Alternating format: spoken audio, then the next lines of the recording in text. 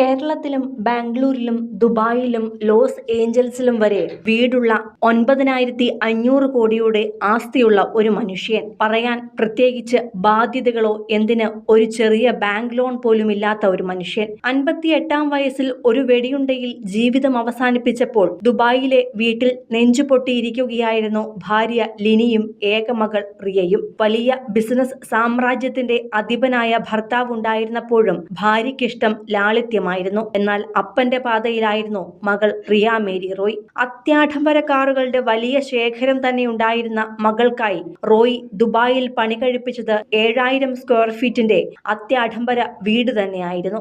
ഇരുനിലകളിലായി പണിത ആ വീട് സ്ഥിതി ചെയ്തിരുന്നത് തന്നെ ദുബായിലെ കോടീശ്വരന്മാർ താമസിക്കുന്ന വില്ലാ പ്രദേശത്തും.